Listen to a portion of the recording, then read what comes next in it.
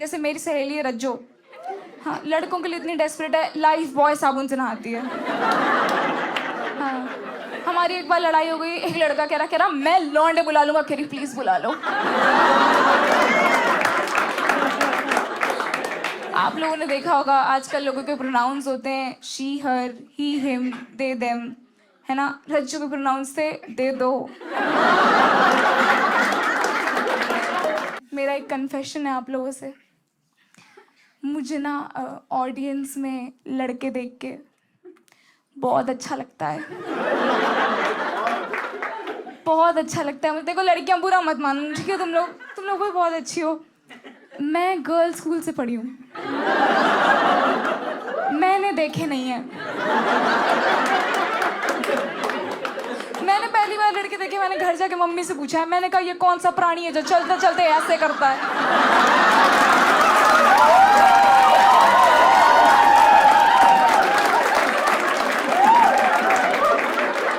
Mummy कह रही पापा को तो नहीं देख लिया, तो नहीं करती। बट आज आप लोग यहाँ सम्मिलित हुए हो, आप मुझे आज एक पिंकी प्रॉमिस करके जाओगे। लॉन्डो को पता है पिंकी प्रॉमिस? पता है आपको क्या होता है? ये देखो, ये मेरा लेडीज लोगों से एक सवाल है, जो इनके सूसू का साइन था वो हमने वादे में क्यों बदला? लेकिन आप लोग मुझे अभी भी पिंकी प्रॉमिस करके जाओगे, ठीक है? अगर आपकी बेटी है या होगी, आप उसे गर्ल्स स्कूल में नहीं पढ़ाएंगे। नहीं हंसो मत, बोलो पिंकी प्रॉमिस। हाँ, एक तो मुझे डर लगता है गुड़गांव में कि पीछे से आवाज आ जाएगी कि पढ़ाएंगे ही नहीं।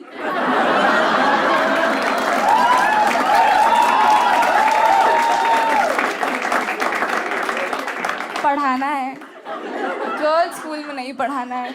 मैं रीज़न बताती हूँ आपको क्यों, ठीक है? आज मैं गर्ल्स स्कूल से पढ़ी हूँ, 12 साल बिना लड़कों के पढ़ने के बाद मैं खुद लौंडा बन चुकी हूँ। यहाँ मत देखो हरकतों से। हाँ, मेरे मम्मी पापा को लगता था मैं तेल लगाकर छोटी बनाकर रानी बेटी बन के स्कूल जा रही हूँ, मैं टीचर के सामने चौड़ी टांग करके बैठी हुई हूँ, बाजू खुजा रही हूँ अपना। बहुत लड़कियां थी यार मेरे स्कूल में, अदिति तुमको तो मजा आ जाता। मेरे स्कूल में इतनी लड़कियां थी, हरियाणा मिला के नहीं है इतनी लड़कियां। इंसान तो लड़कियां थी, जानवर भी लड़कियां ही थी। हमारे स्कूल वालों ने लव बर्ड्स पाल रखी थी। लव बर्ड्स था आप लोगों, पैर में जो बर्ड्स होती हैं, हाँ, वो सब लेस्बियन थी। हमारे यहाँ बकरियां थी, वो मैं नहीं बोलती थी मी टू। एक तो वो गर्ल्स स्कूल था, वो कॉन्वेंट स्कूल भी था। कॉन्वेंट स्कूल पता है आप लोगों को? Christian schools, missionary. आदित्य करने नहीं देते वो लोग। हाँ, बहुत स्ट्रिक्ट होते हैं कॉन्वेंट स्कूल्स। जैसे हमारे यहाँ पे एक रूल था कि घुटने से नीचे स्कर्ट पहननी है। रोज कह रहे हैं घुटने से नीचे स्कर्ट पहन के आओ, घुटने से नीचे स्कर्ट पहन के आओ। मैं कहा मैं लहंगा पहनाऊंगी एक दिन। मैंने कहा हम गर्ल्स स्कूल में हैं, देख कौन रहा है? मेरी सहेली रज्जो, मैंने उसकी स्कर्ट उठा के दिखाई है प्रिंसिपल को। मैंने कहा इसके घुटनों पे इतना मैल है ना, आदमी छोड़ो कुत्ता नहीं देखेगा इसे। प्रिंसिपल ने रज्जो के घुटने देखे, हमको बोला कल से सलवार कमीज में आना तुम लोग। बहुत ही, एक तो सबसे भयानक बात बताती हूँ हमारे स्कूल के बारे में। आप लोगों ने वो मूवी देखी है द नन? तुम बाकी आहट देख रहे हो क्या सब लोग? देखिए आपने, कितनी बार देखी है? एक ही बार, बहुत डरावनी मूवी है ना। मेरा सोचो, मैं कॉन्वेंट स्कूल से हूँ, मैंने 12 साल देखी है। हाँ, वो सफ़ेद गाउन में घूमती रहती है वहाँ पे, सिस्टर्स बोलते हैं उनको। वो कोई समंदर पढ़ लो जाती नहीं है, पता है? और ऐसे बोलना नहीं चाहिए, लेकिन हमारी प्रिंसिपल थी, बहुत जल्लाद औरत थी भाई। उनकी लाइफ का एक ही उद्देश्य था, आदमियों का सर्वनाश। वो रोज असेंबली में आती थी और बोलती थी girls don't talk to boys, pregnant हो जाओगी। मैम यू हैव किड्स, बात करके हो जाने प्रेग्नेंट। अगले मान भी रही हैं लड़कियां, अगले दिन से वॉचमैन अंकल को गुड मॉर्निंग नहीं बोल रहा कोई। लड़कियां समोसा लेने कैंटीन नहीं जा रही। हम डिबेट कंपटीशन हार के आ गए। हमारी हमारी प्रिंसिपल पूछ रही है कि बेटा what happened, you were so prepared. हमने कहा सिस्टर सामने वाला अपोनेंट लड़का था। तो कह रही तो मैं कहा तो तुम्हारे अवार्ड के चक्कर में उसका बच्चा थोड़ी पालेंगे हम लोग।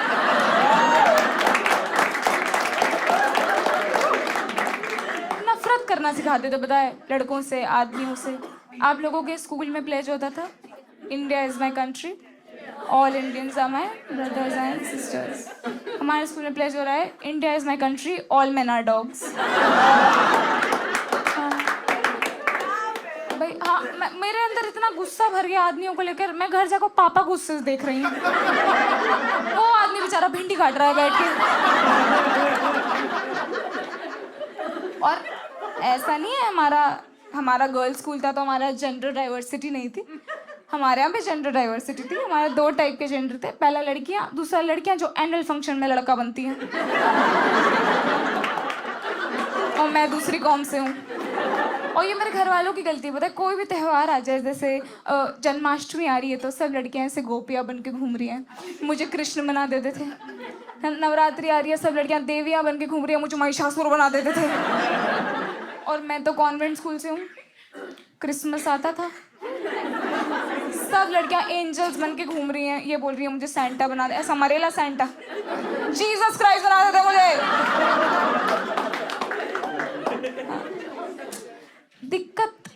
दिक्कत ये नहीं है कि मुझे लड़का बना देते थे, दिक्कत ये है कि मैं लड़का बन के बहुत हैंडसम लग रही हूँ।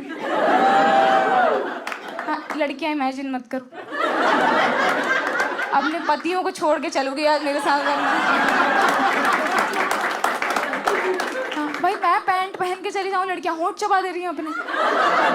मैं एक बार गांधी जी बन के चली गई, लड़कियां धोती खींच रही हैं मेरी। कह रही आओ बापू आपको डैडी बना दे।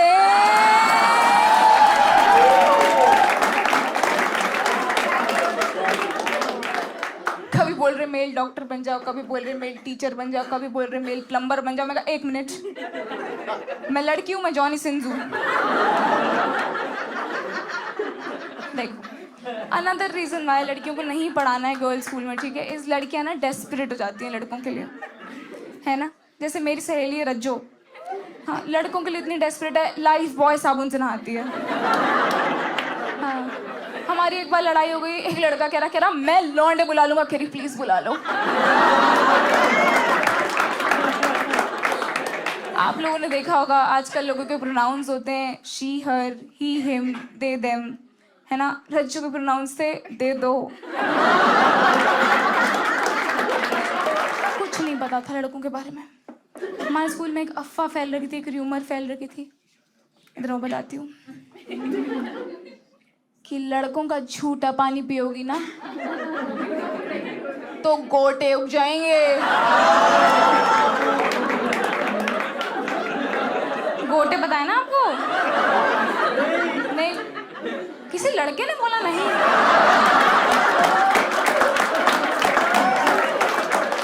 भाई लगवा लो, 6 करोड़ के लग रहे हैं। एक तो मेरी सहेली रज्जो एक लड़ाई कर लेती थी, पता है किसी से भी। एक बार उसने प्रिंसिपल से लड़ाई कर लिया, और प्रिंसिपल को ऐसे लड़ाई में बोल दिया, कह रही है मुंह में ले ले मेरा। प्रिंसिपल घबरा गई हमारी, कह रही बेटा क्या बोल रहे हो आप लड़की हो। सब लड़कियां पीछे से चिल्ला रही, कह रही इसने लड़कों का झूठा पानी पिया है। 10th स्टैंडर्ड की बात है, बायोलॉजी का प्री बोर्ड चल रहा था। क्वेश्चन आया, draw male reproductive organ. Girls school की लड़कियां पागल हो गई, इनविजिलेटर को बुला रही, कह रही इधर आओ। इनविजिलेटर फीमेल है, दिखा थोड़ी देगी। हाँ, उसने बोला, कह रही है तो सिलेबस में, कह रही लाइफ में नहीं है ना। लेकिन कुछ लड़कियों ने जिप बना दी, कह रही हमने यहीं तक देखा है।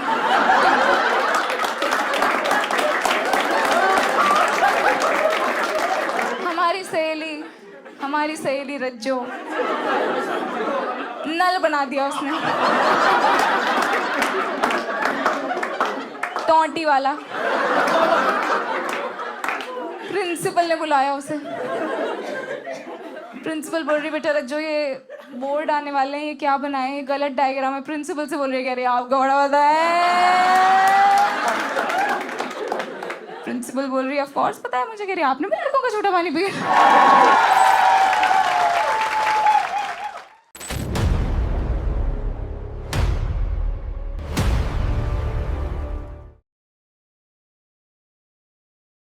आपको अगर इस लाइफ के अंदर अनबीटेबल बनना है, आपको बहुत कुछ अचीव करना है, तो निकोलो मैकियावेली की कुछ ट्रिक्स या फिर आप ये कह सकते हैं कि कुछ बातें जो कि उन्होंने अपनी बुक्स के अंदर बताने की कोशिश करी है, उनको ख़ास तौर पर ध्यान में रखना पड़ेगा।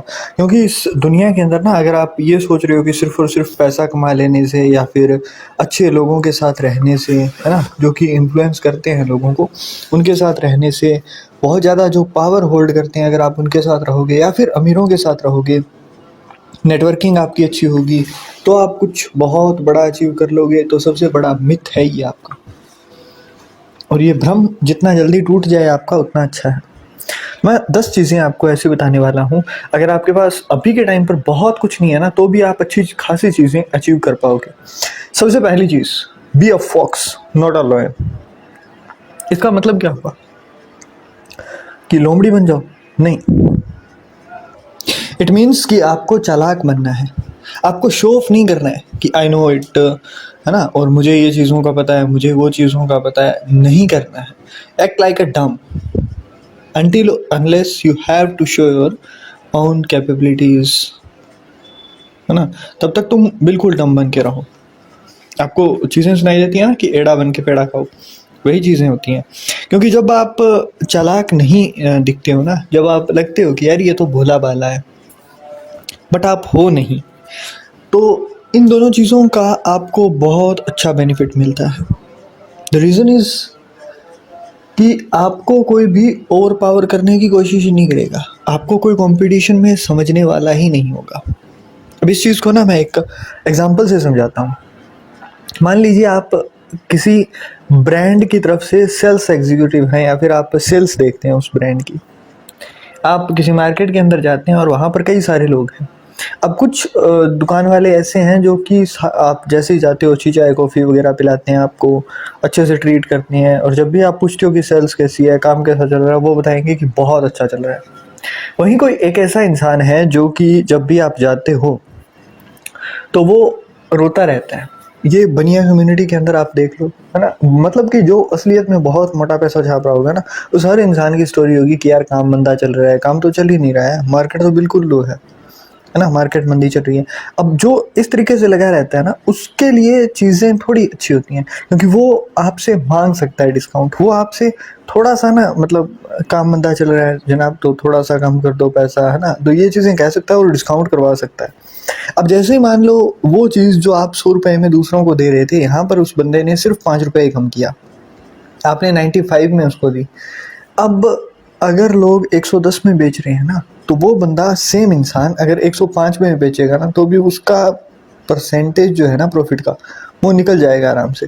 अगर मार्केट वैल्यू उस चीज़ की 110 है और वो 95 पे खरीद के 110 पे बेच रहा है, तो भी वो मार्केट से ज़्यादा कमा रहा है। उसको सिर्फ ये जो रोना धोना है वही कंटिन्यू करना है, बाकी तो उसने सेल्स के अंदर ही प्रॉफिट बना दिया अपना। तो ये फ़ायदा होता है जब आप एक्ट करते हो कि आपको कुछ नहीं पता, आपके पास पैसा है बट आप शो ऑफ नहीं कर रहे हो। ये चीज़ें ना आपको बहुत सारी चीज़ों से बचा देती हैं। लाइक कि आपको कोई भी ये नहीं फोर्स करेगा कि यार मेरी हेल्प कर दे, हाँ, मतलब क्योंकि होता है, अगर आप अकेले हो ना, आपके पास कुछ भी नहीं है, तो हो सकता है आपकी कोई हेल्प करने आए या ना आए, but when you try to show off, उस टाइम पर बहुत सारे लोग, बहुत सारे रिश्तेदार, दोस्त, ये वो सब जागने लग जाते हैं आपके लिए। The second thing is your biggest enemy is in your house. अगर आपको लगता है ना कि आपका दुश्मन आपका कुछ बिगाड़ सकता है, तो वो उतना कुछ नहीं बिगाड़ सकता जितना आपका कोई पुराना और सच्चा दोस्त जो रहा है वो बिगाड़ सकता है। क्योंकि दुश्मन को सिर्फ उतना पता है जितना उसको एक्सटर्नल सोर्सेज से पता लगता है, या फिर कोई अंदर का अगर बंदा चला गया तभी, है ना। क्योंकि रावण की भी जो लंका ढही थी ना, वो सिर्फ और सिर्फ विभीषण की वजह से ढही थी। ये चीज़ हमेशा याद रखना कि अगर तुम्हारा कोई बहुत बुरी तरह से काट सकता है ना, तो वो सिर्फ तुम्हारा अपना ही होगा। और मोस्टली केसेस के अंदर आपको देखने को मिलेगा कि लोग असलियत में ही ना नुकसान करने वाले अपने ही होते हैं। तो कीप थिंग्स प्राइवेट ना, चाहे वो आपकी वाइफ है, चाहे वो आपके पेरेंट्स हैं, चाहे वो आपका सगा भाई है, चाहे वो आपका कितना ही खास मित्र क्यों ना हो, चीज़ों को अपने तक रखो। चीज़ों को जितना ज़्यादा हो सके प्राइवेट रखो, क्योंकि जब आप चीज़ों को बिल्कुल सिक्रेटिवली एग्जीक्यूट कर रहे होते हो, आप अपने प्लान्स के ऊपर बिल्कुल चुपचाप रह करके काम कर रहे होते हो ना, उस टाइम पर दुनिया को पता ही नहीं होता है कि आप बना क्या रहे हो, आप कर क्या रहे हो। और जिस चीज़ का लोगों को पता नहीं है ना, उस चीज़ को कोई बिगाड़ ही नहीं सकता। और इसका फ़ायदा एक और भी होता है, आप यहाँ ना एक स्टोरी सोचो कि आप दुनिया को ये दिखा सकते हो कि यार मैं तो एक बिस्किट का पैकेट भी नहीं खरीद सकता हूँ, चाहे आप वो पूरी की पूरी बेकरी होल्ड करके बैठे हो, है ना, उस पूरी बेकरी के मालिक हो, बट आप दुनिया को नहीं दिखा रहे हो। इट मीन्स कि यार बंदे में कुछ तो है ना, और हर किसी को नहीं लगेगा। तो वो वहाँ पर जो जजमेंट वाला क्राइटेरिया होता है ना, वहाँ से निकल जाते हो। आपको असलियत में लोगों के असली चेहरे दिखने शुरू हो जाते हैं कि यार इस बंदे के पास क्या है, इस बंदे के पास क्या है। तो वो हर चीज़ का सबको पता होता है, और यही रीज़न होता है कि आपकी अपनी रियल पावर जो है ना, रियल जो स्ट्रेंथ है, वो किसी को नहीं पता होती है। और जब तक किसी को पूरा पता नहीं होता है ना, तब तक उसके ऊपर कोई वार नहीं कर सकता, क्योंकि हर कोई आपकी ताकत का अंदाज़ा नहीं लगा के बैठा होगा। तो हर किसी को ये भी डर होता है कि यार अगर हमने अपनी लिमिट्स क्रॉस करी और उसके बारे में अगर ये अपनी लिमिट्स क्रॉस करने पर आ गया तो पता नहीं क्या करेगा। और वही रीज़न बनता है कि आप चाहे कितने ही कमज़ोर हों या फिर चाहे कितने ही शक्तिशाली हों, दोनों ही कंडीशंस के अंदर आप इतनी जल्दी हारोगे नहीं, आप इतनी जल्दी दूसरों का शिकार नहीं बनोगे। Third thing is, real power जो होती है ना, वो वहाँ होती है जहाँ चीज़ें दिखाई नहीं दे रही।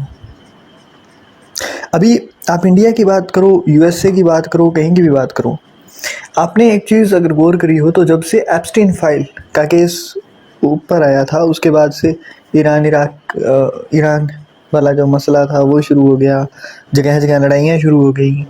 सेम किसी भी कंट्री की अगर बात करोगे ना, तो वहाँ पर आपको लगता है कि वहाँ के पीएम, वहाँ के जो भी वहाँ की हायर अथॉरिटी है वो काम कर रही थी, बट ऐसा होता नहीं है। अब आप उसी चीज़ को ना एक पिरामिड की तरह से देखो, टॉप के ऊपर जो भी बैठा है ना, उसके भी टॉप के ऊपर कोई ना कोई होता है।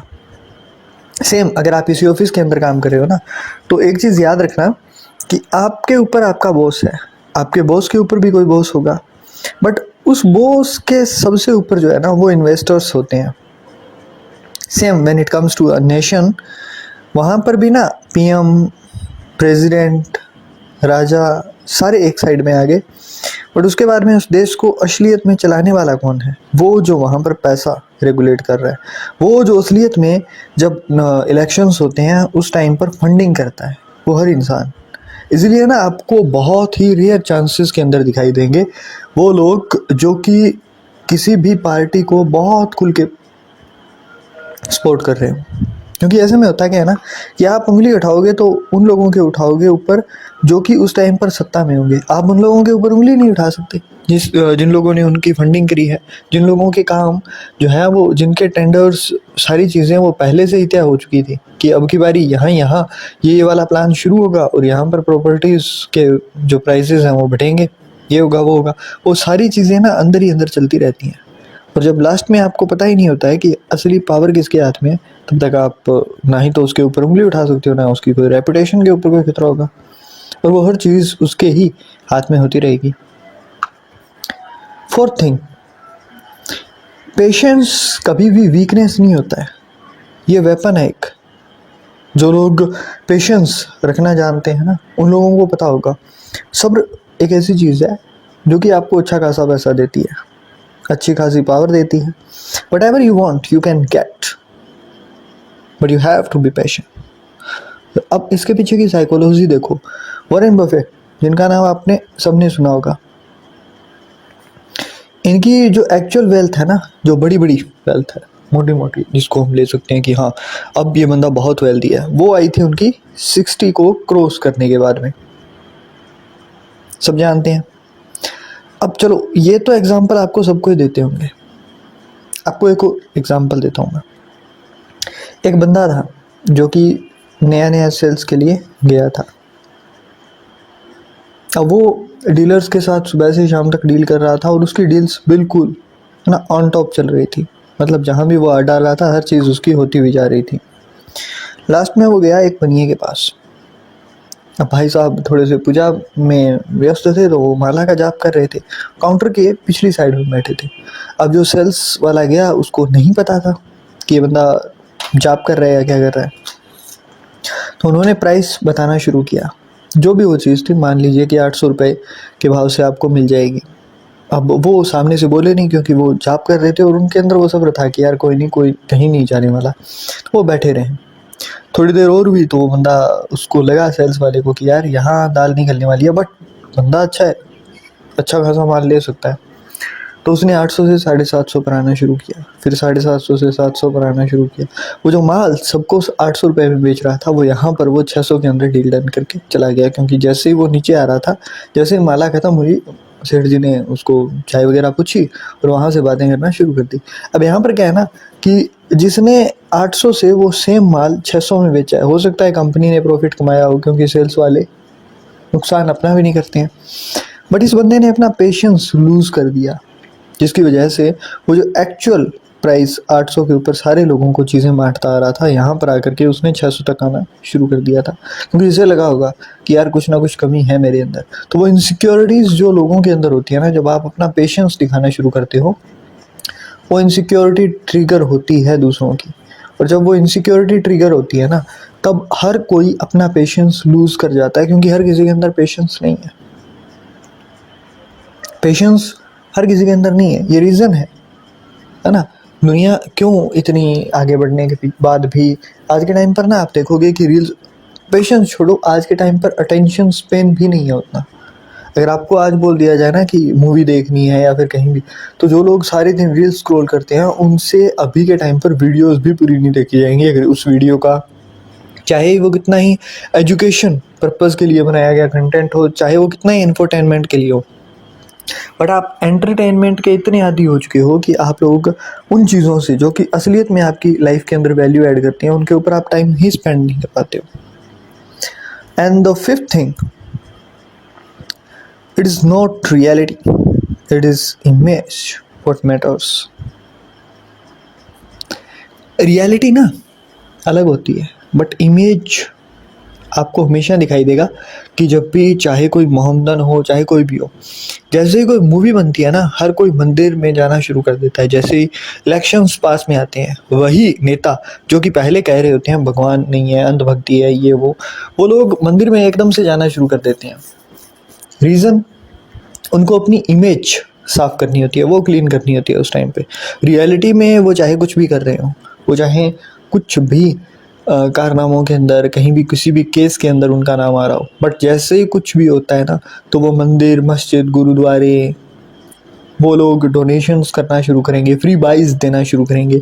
तो ये सारी चीज़ें होती किस लिए?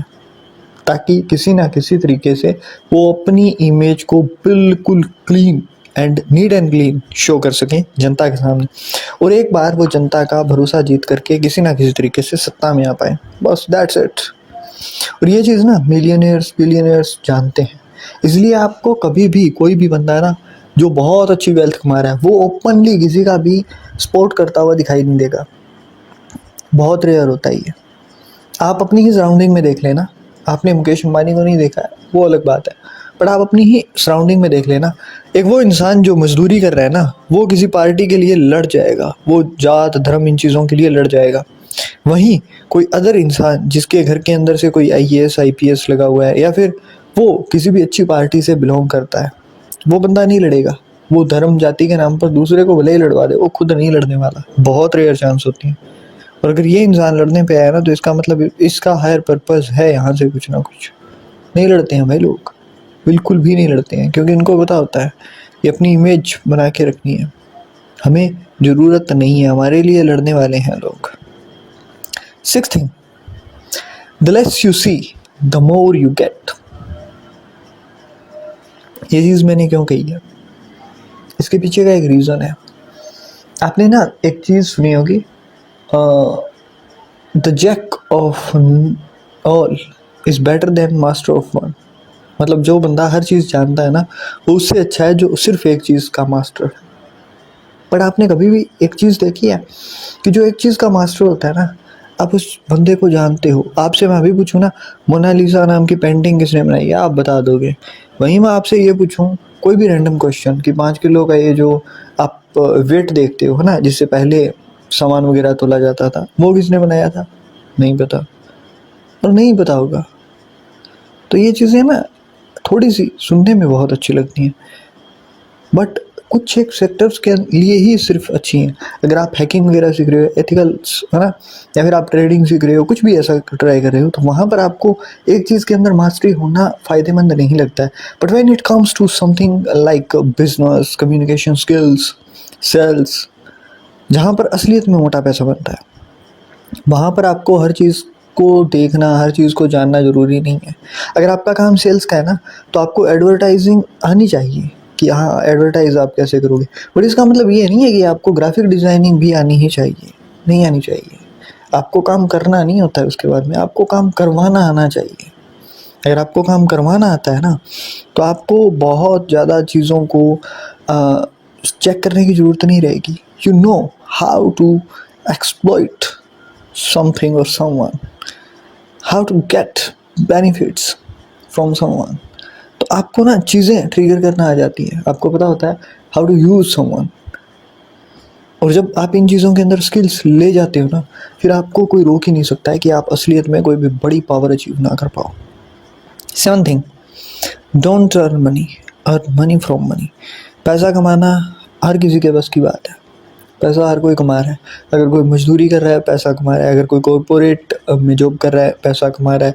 अगर कोई आर्टिस्ट है, पैसा कमा रहा है।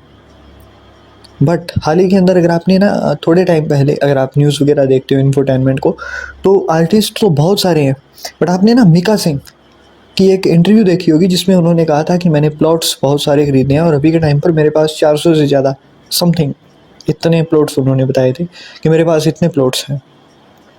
अब वो बंदा क्या चीज़ फ्लेक्स कर रहा था वहाँ पर, वो ये नहीं दिखा रहा था कि मेरे पास इतना धन है, मेरे पास वो है, मेरे पास ये है।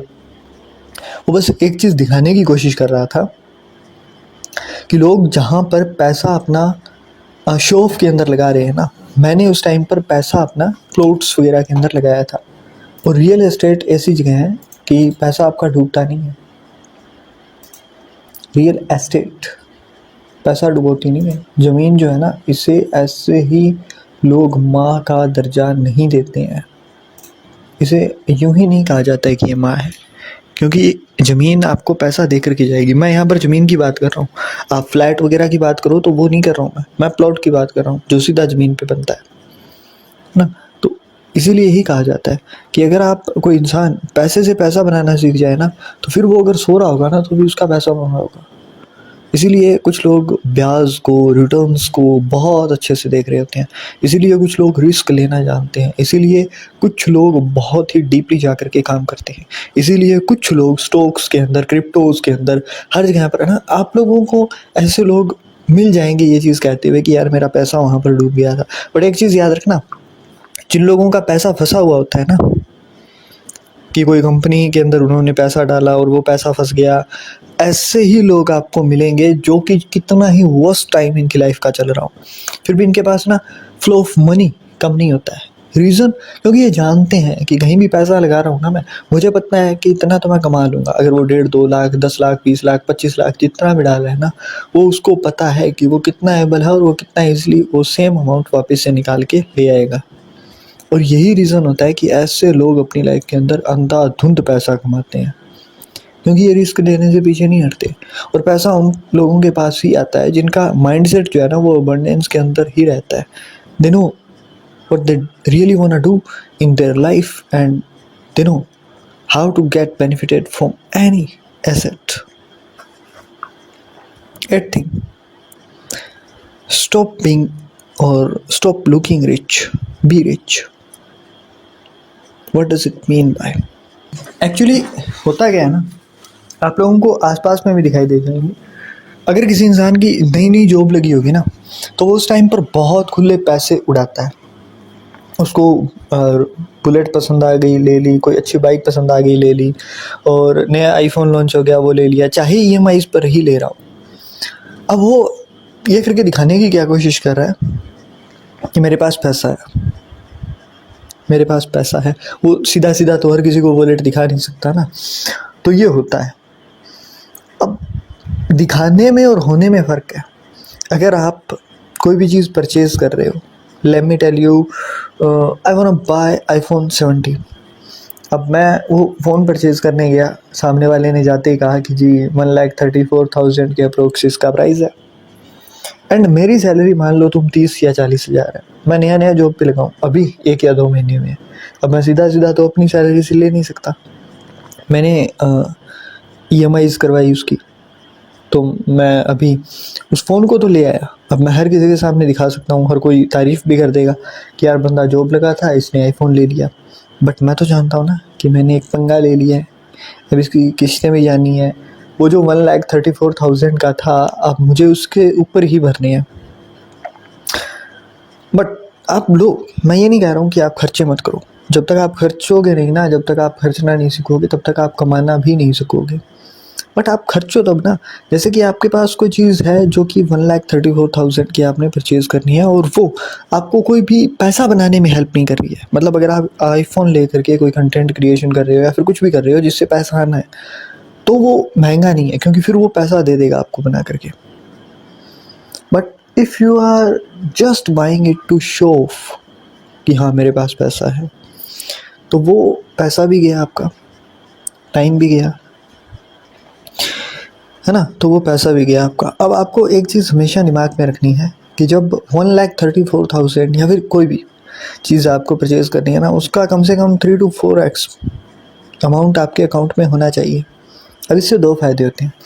एक तो जो लोग थोड़ा सा फाइनेंस को अच्छे से जानते हैं, सबसे पहला फ़ायदा कि आप उस दबाव में काम नहीं कर रहे हो कि मेरे को ये वाली ईएमआईज़ देनी है।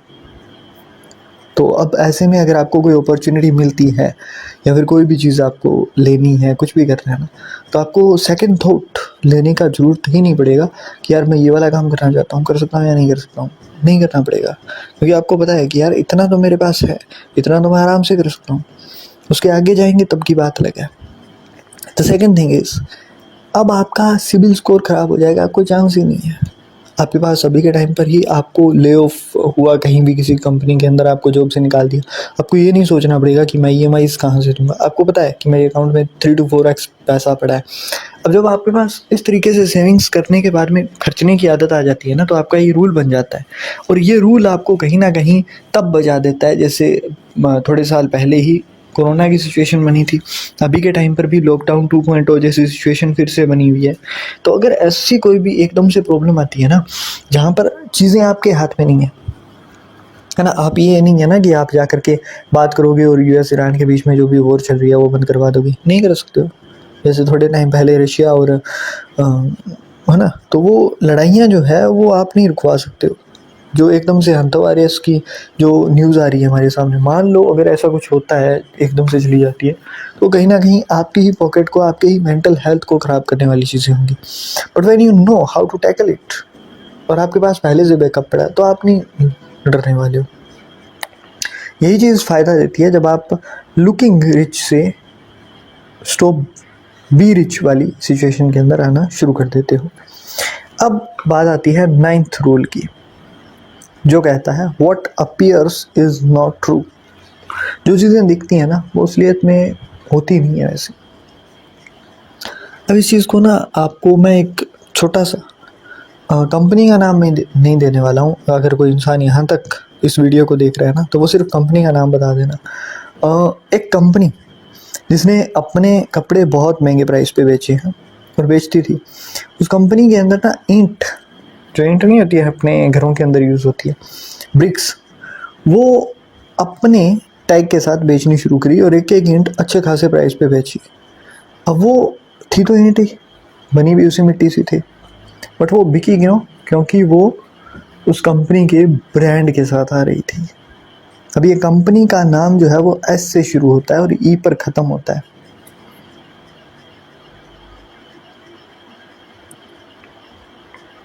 और 7 अल्फ़ाबेट्स का नाम है। अब इतना हिंट मैंने दे दिया है, आपको चेक करके बताना है कि ये कंपनी है कौन सी। एंड सेम थिंग आपके आसपास में भी होता है। आपको ना कई लोग हर जगह पर बात करते हुए मिल जाएंगे कि यार ये काम ऐसे नहीं करना था, ये काम वैसे नहीं करना था। बहुत ज़्यादा उछलते हुए मिल जाएंगे कि हमारी वहाँ चलती है, हमारी यहाँ चलती है। ये वो लोग होते हैं जो कि ना ही तो बिल्कुल नीचे हैं, ना ही बिल्कुल हाई अथॉरिटी पर है, कि वो बस बीच के हैं, है ना। तो इन लोगों को ही आप देखोगे कि वो हर जगह पे उछलते कूदते हुए घूम रहे हैं, मेरी वहाँ पहचान है, मैं तेरा ये काम करवा दूंगा, मैं वो काम करवा दूंगा। और वहीं जिन लोगों की असलियत में कहीं भी बहुत अच्छी पहचान होती है ना, वो लोग आपको बिल्कुल ऐसे दिखाई देंगे कि यार इसको तो कोई जानता ही नहीं होगा। क्यों? क्योंकि जब किसी इंसान को बहुत सारे लोग जान रहे होते हैं या फिर जिसकी बहुत अच्छे तरीके से बड़ी पहचान होती है ना, वो इन चीज़ों से दूर रहता है, क्योंकि उसे पता है कि उसको ये पहचान हर किसी को नहीं दिखानी है। उसको पता है कि उसको अपनी पावर हर किसी के सामने शो ऑफ नहीं करनी है। उसे ज़रूरत ही नहीं है किसी को ये चीज़ प्रूव करने की कि वो क्या कर सकता है, क्योंकि उसे पता है कि वो क्या कर सकता है। तो वो अपने आप से ही ना खुद से वैलिडेशन लेता है। उसे दूसरे की वैलिडेशन की ज़रूरत ही नहीं है कि वो सच में क्या कर जाएगा, क्या कर सकता है। ये सारी चीज़ें उसके लिए मैटर ही नहीं करती हैं। एंड अब बात करते हैं 10th रूल की। Money is loud but wealth is quite. नया नया जिसके पास पैसा आता है ना, ऐसे इंसान के पास जिसने बहुत लंबे टाइम तक गरीबी देखी हो, बहुत ज़्यादा पैसा ना देखा हो, वो इंसान उतना ही फुर्ती से पैसा उड़ाता है। आपको ना मैं कुछ सिनेरियोज बता रहा हूँ। आपने थोड़े टाइम पहले एक, अगर लोग जानते हैं तो रानू मंडल, एकदम से ग्राफ बहुत ऊपर गया था, सॉन्ग आए थे, है ना। अब किसके साथ आया था वो भी आप जानते हो। अब उनका जब सॉन्ग आया, अच्छा खासा पैसा कमाया। अभी के टाइम पर देखोगे फिर से वही हालात हैं।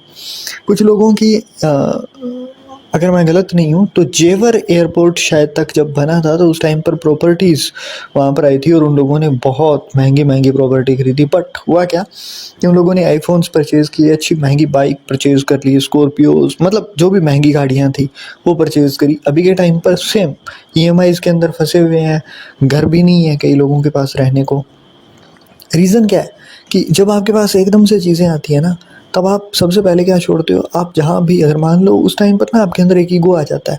मान लो कोई बंदा काम कर रहा है किसी भी कंपनी के अंदर, अब उसकी अमाउंट आती है 30,000 40,000 रुपये हर महीने कि जी इतनी सैलरी आ रही है।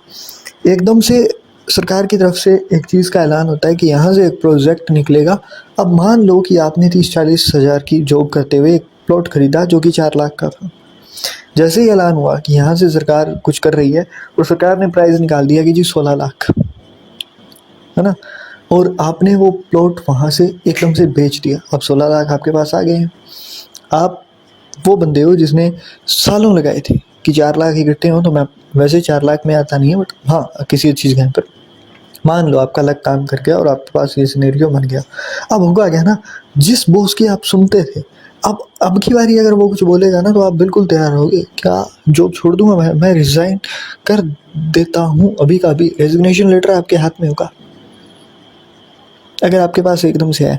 वहीं अगर कोई इंसान बहुत लंबे टाइम से अच्छी खासी वेल्थ होल्ड करना जानता है, या फिर उसके जीन्स के अंदर है कि हाँ ये वाली चीज़ें हैं, मैं ऐसा ऐसा करके टैकल कर लूँगा, या फिर कोई बहुत लंबे स्ट्रगल के बाद में कहीं पहुँचा है ना, तो उसको पता है कि वो कहाँ से उठा है। और यही रीज़न होता है जो लोग बहुत स्ट्रगल करके फिर वहाँ पर पहुँचते हैं ना, वो लोग जल्दी से नहीं गिरते हैं, क्योंकि उनको पता है कि वो मेहनत जो थी ना, वो अगर आज इन्होंने यहाँ से एक भी स्टेप गलत लिया तो वो गिर जाएंगे।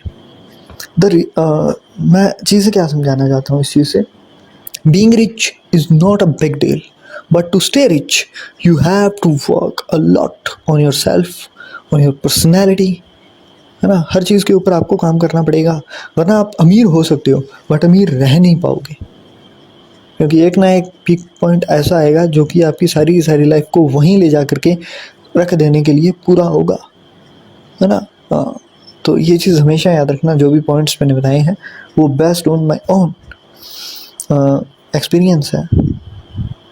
ये वाली चीज़ें जो आप जिस चैनल्स के ऊपर देख रहे हो, या फिर मैं कभी आपको ना शो करूँगा कि क्या कुछ होल्ड करते हैं अपने, तो वो जिस भी दिन इस चैनल का अच्छा खासा मतलब हो जाएगा ना ऑडियंस बेस, उस दिन मैं आपको शो करने वाला हूँ कि चीज़ें ऑटोमेशन पे लगा करके किस तरीके से पैसा बनता है। तो वो चीज़ें ना आपको रियलिटी के अंदर काम करती हैं आपके लिए। एंड अभी भी मैं ये अलग अलग सेशंस इसीलिए ले रहा हूँ ताकि आपको हर वो चीज़ जो भी आपको चाहिए, वो चीज़ें, वो कंटेंट आप तक पहुँच सके, जिससे देश की जनता कम से कम, मैं नहीं चाहता हूँ कि 100 लोग, 1000 लोग, 10,000 लोग, जितने भी हो पाएँ, वो इसको सुने भी और इसको यूज़ भी करें।